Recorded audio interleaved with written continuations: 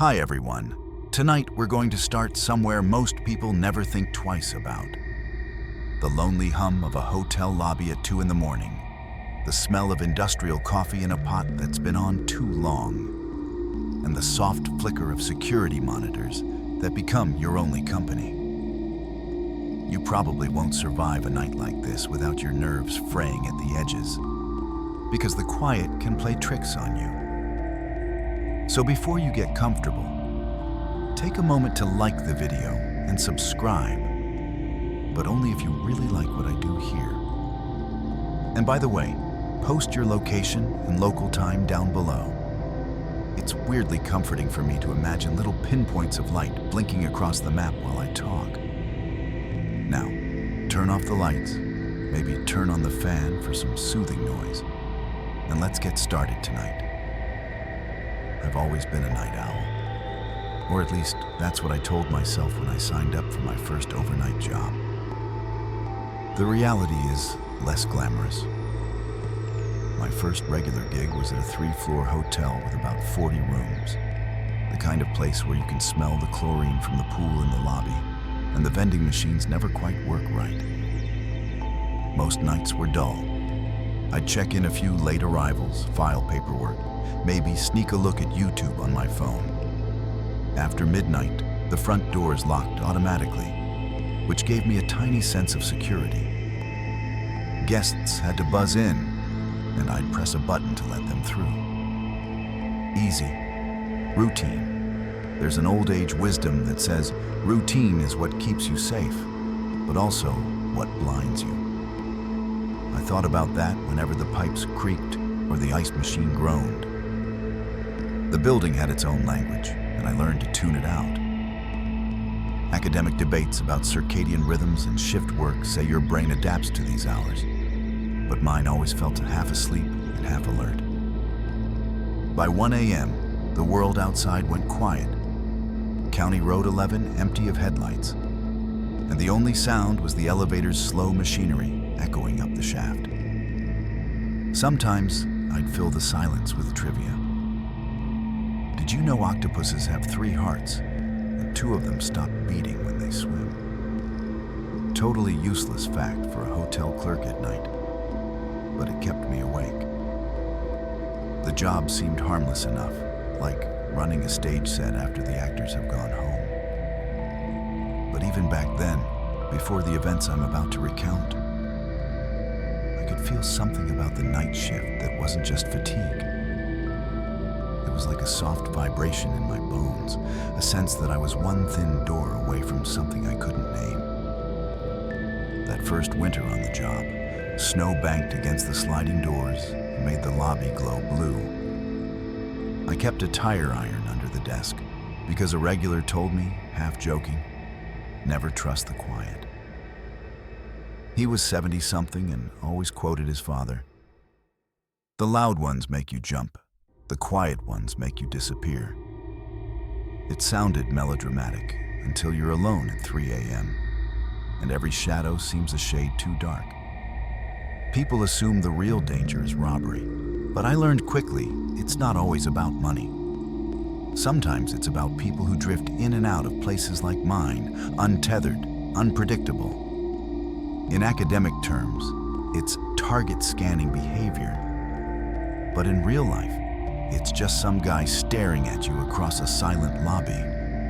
That's the moment your body stops listening to your rational brain and starts cataloging exits. Looking back, my nights had a pattern.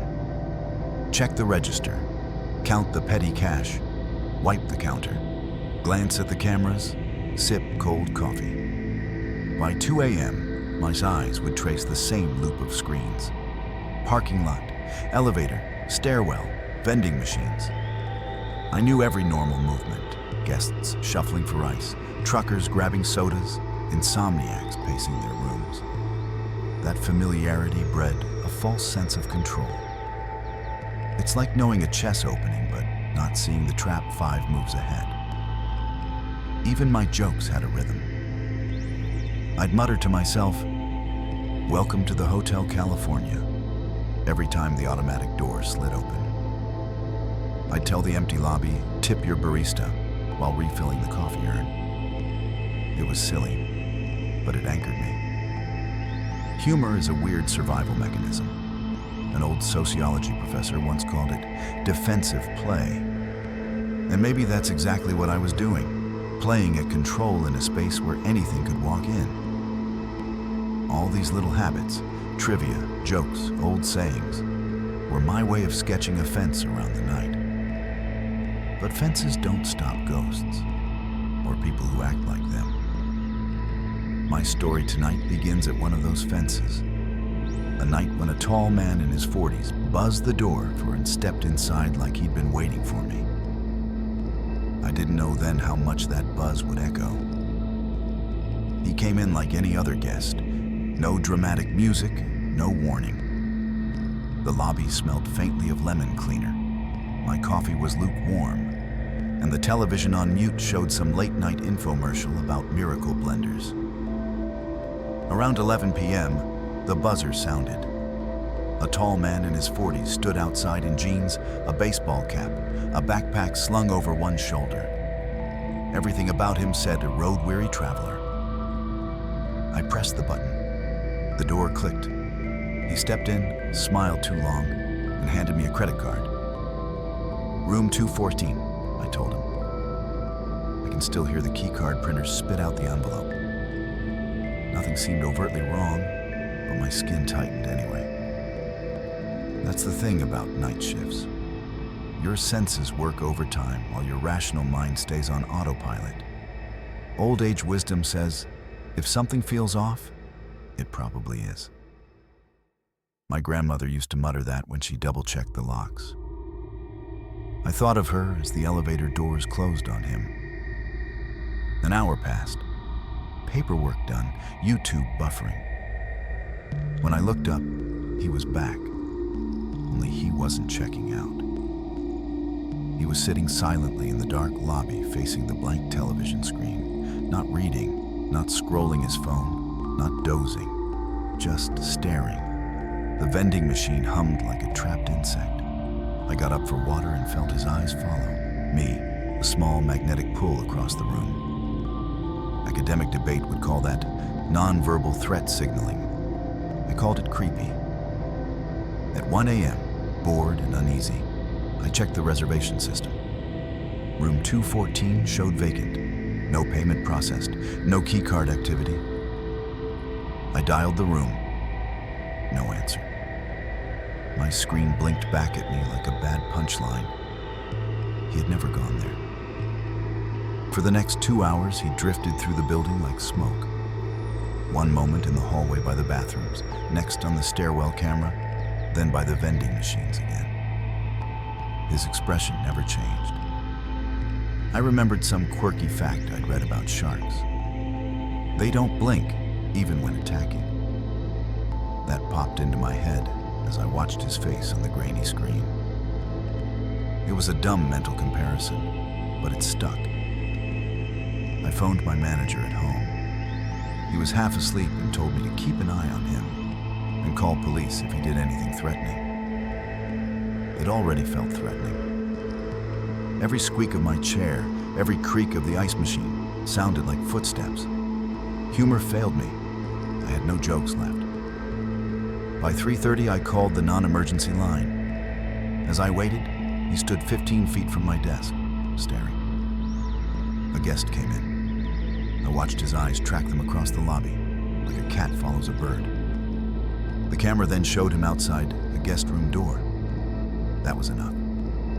I hung up and dialed 911. My voice stayed level, but my hand trembled. Old Age Wisdom, Part 2. Your voice can be calm while your body runs. Finally, at 4:10, 2 officers arrived. Their radios crackled. They confronted him near the vending machines and walked him out. They told me the credit card was stolen. He had no reservation and had been inside for hours wandering the halls. I still don't know what he planned. Some academic paper on environmental criminology might try to map his behavior. But for me, it was the most terrifying night of my life so far. When the door closed behind the officers, the lobby felt different. The hum of the lights seemed louder. I noticed my coffee had gone completely cold. My reflection in the front glass looked pale and older. There's a debate among night workers whether events like that make you stronger or just carve grooves into your nerves. I'm still not sure. But I know, after that night, I stopped assuming every buzz at the door was harmless. Routine had cracked. And once it cracks, you can't unhear the sound. I thought leaving that hotel would reset me. New job, new town, new night shift. This time at a tiny gas station off County Road 11. No elevators, no vending machines, just a microwave, a humming soda cooler, and the soft rattle of the ice freezer outside. I was 24 and convinced myself it would be quiet and predictable. The regulars were mostly truckers topping off diesel and teens sneaking energy drinks. The register beeped like a sleepy cricket.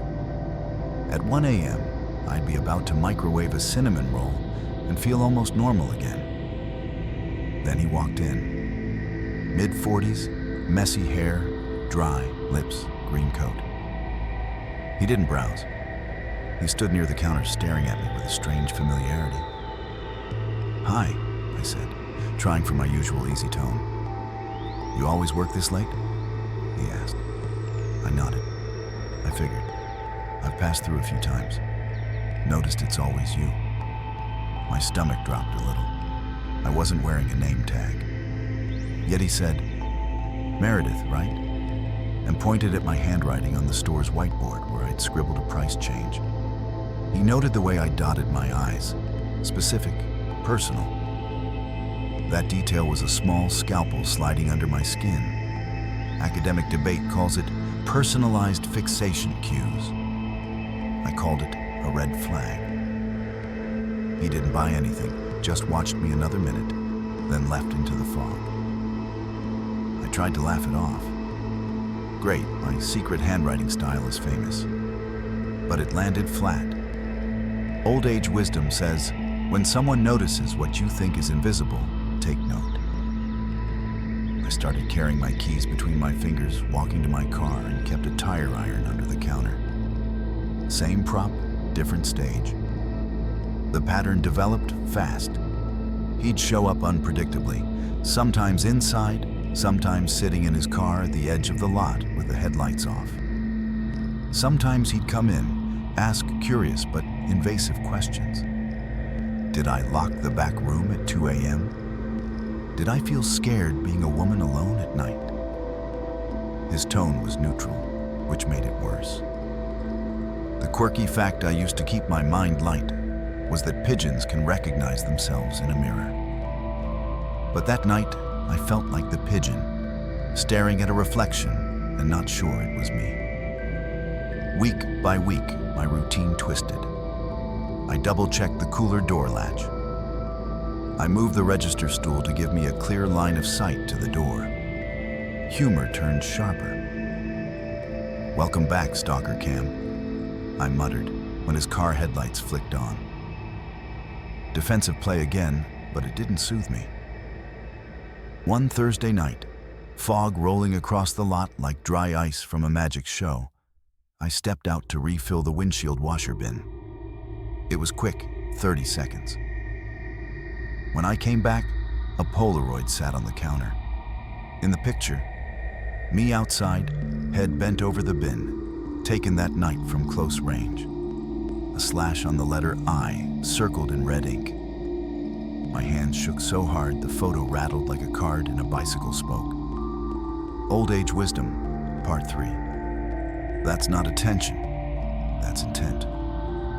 I tucked the photo under the register and tried to keep my voice steady when he next came in. He stood there, green coat, messy hair, dry lips. I told him to leave, or I'd call police.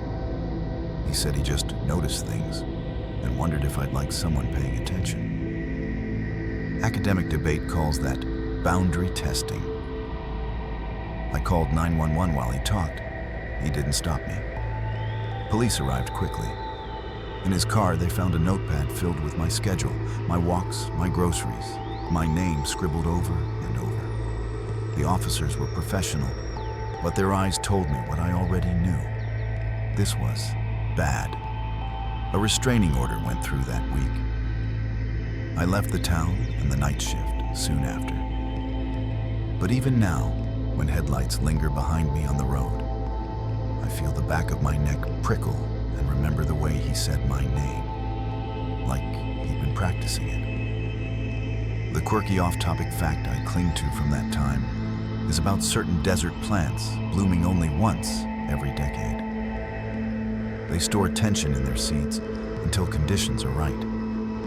That's how my nerves felt. Stored tension. Some academic article might frame it as hypervigilance conditioning. I just call it living with a scar you can't see. Leaving the gas station wasn't an instant cure. For months afterward, I jumped at every car idling too long near a curb, every stranger who said my name a beat too soon. Hypervigilance is a clinical term tossed around in psychology journals, but living it felt more like being a tuning fork struck once and never allowed to stop vibrating. I moved back to a bigger town and took temp work, anything but nights. Yet the only steady paycheck on offer turned out to be another overnight job. The irony wasn't lost on me. Old age wisdom says, what you run from circles back by another road. Mine circled back with fluorescent lights and a front desk bell. The restraining order had gone through. The green-coated man was no longer legally allowed within 100 yards of me. I tried to frame it like a victory, a new page. Friends congratulated me, told me to put it behind you. Academic debate often frames trauma recovery as extinction learning, as if fear is a behavior you can train away like a dog trick. But walking out to my car at 3 a.m. under a sodium street lamp still made my heartbeat thump in my ears. The Polaroid lived in my glove compartment like a bad luck charm I couldn't throw out. I became methodical. Before each shift, I'd sweep the parking lot with my eyes the way a farmer checks a fence line. My co-workers teased me for writing down every odd license plate. Quirky fact: goats have rectangular pupils, which lets them see almost all around without turning their heads. I envied that. My humor got darker. I've got goat vision now, I muttered one night to the empty lobby after a noise in the hall. Defensive play again, but it helped. Confrontation had changed me too. Dialing 911 with the green-coated man still standing there taught me a strange lesson. Calm can coexist with terror. When the dispatcher asked for my name, I spoke steadily while my knees trembled. That moment shifted my sense of self. The shy clerk microwaving cinnamon rolls had turned into someone who could set a boundary out loud. Old Age Wisdom, Part 4. Courage is an absence of fear. It's making the call while your hands shake. I also learned to document. Every odd look, every stray note, every unusual guest entry. Academic articles on threat assessment emphasize patterns over isolated incidents. I'd scoffed at that in school, but now I kept a spiral notebook under the counter, jotting dates, times, details. It gave me a tiny sense of control, like lining up chess pieces before a match you hope won't start. The weeks after the restraining order were a limbo. No more Polaroids, no more green coat, but echoes of him in small gestures. A stranger glancing at my handwriting, a car idling at the edge of a lot. Hypervigilance versus paranoia became a private debate I couldn't resolve. One therapist told me to ground myself by naming objects in the room. Another said to reframe nights as safe spaces. None of it quite worked. The night shift itself was a trigger. Buzzing doors, muted televisions, the smell of industrial coffee. Still, part of me liked the quiet hours. I liked watching the world asleep. Quirky, off-topic fact. Scientists once argued whether sleep evolved for energy conservation or brain cleaning. Reading that at 2 a.m. made me feel like an observer inside a giant petri dish. Me awake while everyone else rinsed their neurons. My jokes became little science notes to myself. "Welcome to the brainwash cycle," I'd mutter while refilling the coffee urn. The confrontation with the stalker also sharpened my sense of boundaries in other ways. I no longer let small comments slide. I learned to lock doors, even when company policies said, "Leave them open." I rearranged furniture so I could see exits. It wasn't paranoia so much as adaptation. Academic debate would call it situational awareness. I called it survival with style. Looking back, that Polaroid was the pivot point. Before it, fear was abstract. After it, fear had a photograph, a date, a red ink circle. The night I dialed 911 while he talked was my rehearsal for every future emergency. It left me tired, but also, strangely, prepared. Old Age Wisdom, Part 5. The lesson you dread most is the one you'll need later. I didn't know yet what was coming at the small family-owned motel, the bell ringing with no one there, the pale hand rising from under the desk. But everything I learned from the gas station and the green-coated man was already coiling inside me like a spring. My story was about to tilt again. The motel was small, family-owned, 2 floors, about 25 rooms. After months of bouncing between temp jobs, I accepted the overnight clerk position thinking it would be the easiest of the 3. No lobby cameras flickering like a casino wall, just a single monitor with 2 angles. No wandering strangers with stolen credit cards, no green coats. The air smelled faintly of detergent and old carpet. A mini fridge in the back office hummed like a sleeping cat. I convinced myself this would be the quiet stage of my life. Most nights were silent. I'd sit on the couch in the back office with the TV low, waiting for the bell at the front desk to ding when someone came in. Months on the job trained me to every creak, hum, and water pipe gurgle of the building. Old Age Wisdom says, learn the normal so you can spot the abnormal. I thought of that as a ritual. By 2 a.m., I could almost predict when the ice machine would dump its load. The academic debate about predictive coding in the brain might sound abstract, but on night shift, it's visceral. You know when a sound is part of the pattern and when it isn't. That routine made what happened one Tuesday night so unnerving. At 2 a.m., the bell rang. I walked from the back office to the lobby, but nobody was there. The parking lot was empty. I went back, puzzled. 10 minutes later, it rang again. Same thing, an empty desk, silent road, no headlights. This time the hair on my neck stood up. Humor came automatically. Great, now we've got ghost guests. But the laugh died halfway out of my throat. I stayed behind the desk instead of retreating. 15 minutes passed and nothing happened. I began to relax, mentally filing it under quirky mechanical glitch, like the vending machine back at the hotel that used to whir on its own. Quirky off-topic fact. Bananas are technically berries, but strawberries aren't. That popped into my head as a distraction while I stared at the door. Academic debate calls that cognitive offloading. I call it buying time. Then the bell rang a 3rd time. Only this time I saw it.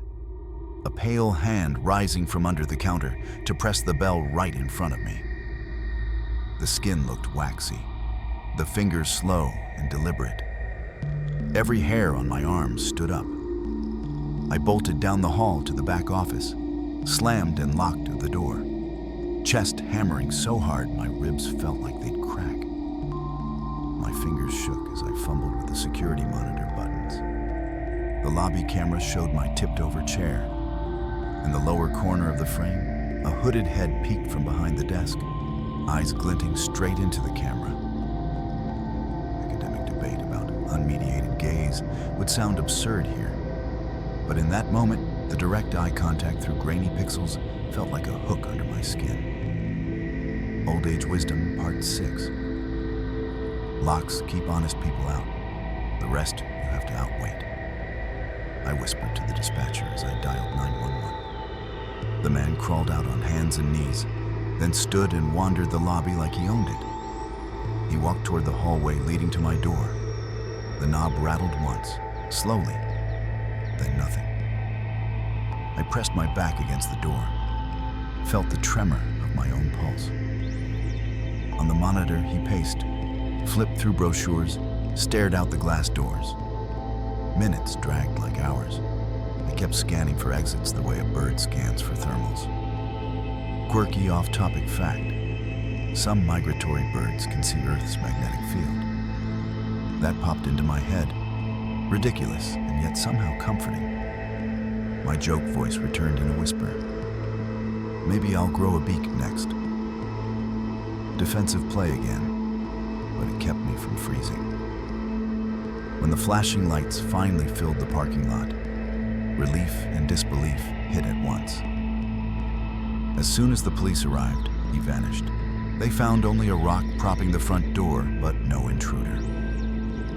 My adrenaline had nowhere to go. I sat on the floor of the back office shaking until my teeth hurt. Academic debate about ambiguous loss describes the pain of not knowing how something ended. That's exactly what it felt like. A story with no last page. I still work nights, but every time the bell rings, I picture that pale hand appearing from under the desk. Knowing someone hid there just feet away, waiting, changed how I see the job forever. Old Age Wisdom, Part 7. The scariest monsters aren't in the dark. They're the ones who know where you'll be. After that night at the motel, the line between routine and danger felt thinner than paper. Even when nothing was happening, I moved like a chess player anticipating an unseen opponent. Old Age Wisdom says, once you've been burned, you learn to test the water. I tested everything, the locks, the cameras, the front desk bell, before my shift even started. I kept a flashlight clipped to my belt and my phone in a hard case with emergency numbers on speed dial. It wasn't paranoia so much as a new baseline. The moment of the pale hand pressing the bell still looped in my head. It wasn't just the shock, it was the deliberateness. He'd been under that desk the whole time while I worked, waiting for the right beat to announce himself. Academic debate about opportunity structures in criminology came to mind as I rewatched the footage later. He'd used my own pattern against me, slipping in while I was in the back office, lying low until my guard was down. The clip became a private study I couldn't stop analyzing, as if understanding the angle of his crawl would somehow keep me safe. I began rehearsing what I would do differently next time. Keep the back door propped with a doorstop for an escape route. Stand farther from the counter. Move the chair so I could see underneath at all times. Quirky off-topic fact: the U.S. Secret Service teaches its trainees to look for baseline shifts in crowds rather than obvious threats.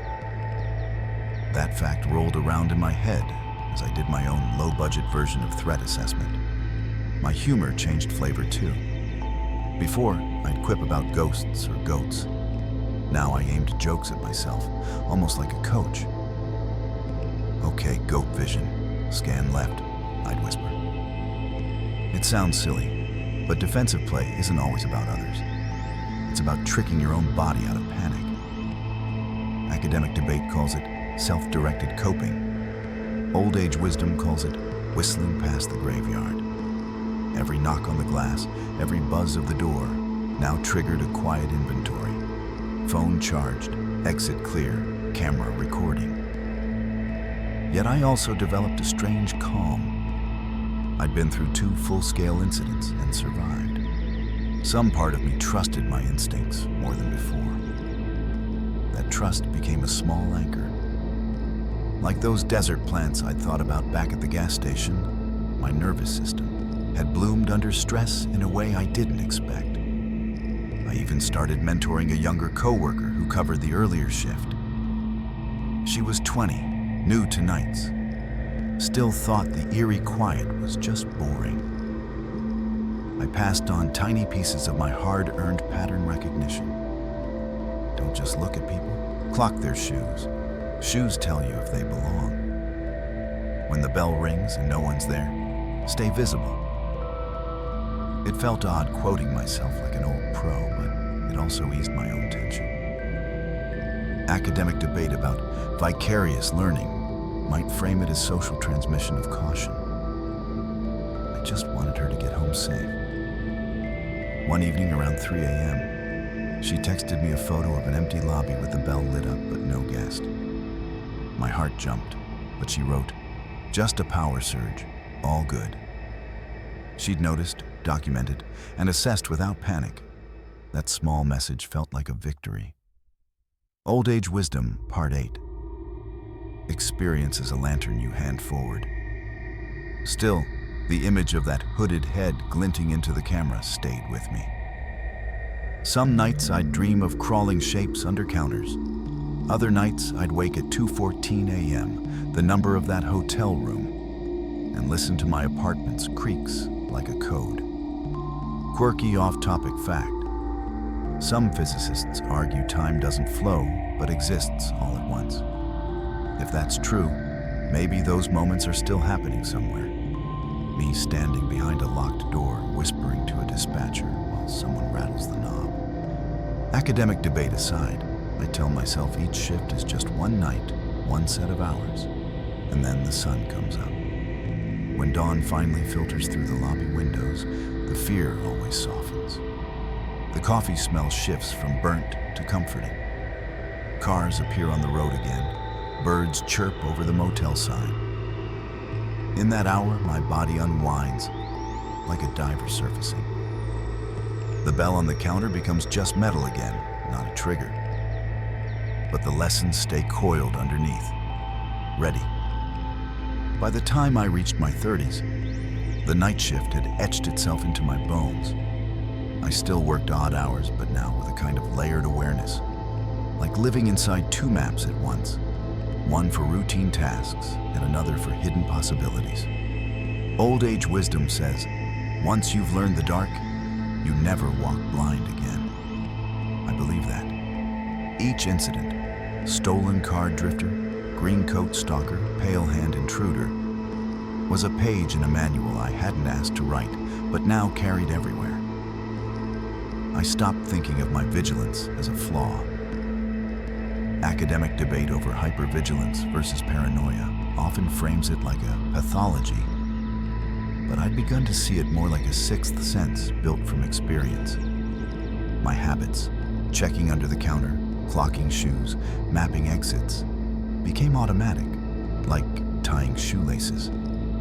It didn't mean I lived in fear. It meant I'd internalized a new baseline. Quirky off-topic fact. The human hippocampus can grow new neurons, even in adulthood. I liked imagining mine sprouting little antennae for threat, detection, a darkly funny superpower. In quieter moments of my shift, I'd catch myself noticing harmless details, a guest's nervous laugh, the scent of cigarette smoke on a delivery driver's coat, the flicker of headlights passing by. Before, those cues would spike my pulse. Now they floated through like data points, filed but not feared. Old Age Wisdom, Part 9. Attention is a blade. Sharpen it, but don't cut yourself. I repeated that internally when I felt tension rise. The academic phrase, resilience trajectory, once sounded like jargon to me. Now it described my life. After the restraining order, after the vanishing intruder, after countless nights of cold coffee and buzzing doors, I'd built a trajectory of small recoveries. Each time I returned to work, I layered a new coping strategy. Humor, documentation, mentoring, self-directed scanning. Each layer softened the next shock. Even so, There were nights when headlights lingered behind me on the road and the back of my neck prickled. Trauma isn't a movie you finish. It's a file you reopen at odd hours. Quirky off-topic fact: some sea turtles navigate thousands of miles back to the exact beach where they hatched. That instinct resonated with me. Despite everything, I kept returning to the night shift, as if drawn back to the place where my vigilance was born. The motel bell still rings sometimes when nobody's there. Wind gusts, sensor glitches, who knows? I handle it differently now. I stay visible. I breathe slow. I remind myself the last time was not this time. Academic debate about context renewal explains how fear returns in new settings, but it also suggests new experiences can overwrite old ones. Each safe night becomes a counterweight on the scale. As dawn seeps through the front windows and the hum of traffic resumes, I slow down. My words stretch out, my movements soften. The night recedes into a blur of muted colors. The blue of the carpet, the silver of the key rack, the pale glow of the exit sign. I think about all the viewers listening, maybe alone in their rooms, fans humming, screens glowing. Old Age Wisdom, Part 10. Every night ends, even the longest one. That phrase lands like a whisper. Close my eyes for a second and picture the hotel lobby, the gas station counter, the motel desk. Different stages, same script. Yet the ending tonight is quieter. No stranger lurking, no hooded head, just me breathing and the faint sound of early birds outside. The story moves forward because I keep showing up, learning, adapting, and somehow still joking at 3 a.m. about goats, octopuses, and berries. The night shift hasn't broken me. It's sharpened me. When the sun finally breaks the horizon, the bell on the counter is just a bell again. My hands are steady on the register. My eyes scan but don't tremble. The day clerk arrives, and I hand over the notes, smile, and step into daylight. The air smells different, softer. I walk to my car and feel the weight of the night slip off like a coat. Hypervigilance isn't paranoia. It's experience wearing new clothes. And in that moment, as headlights pass harmlessly by, I know I've survived another chapter.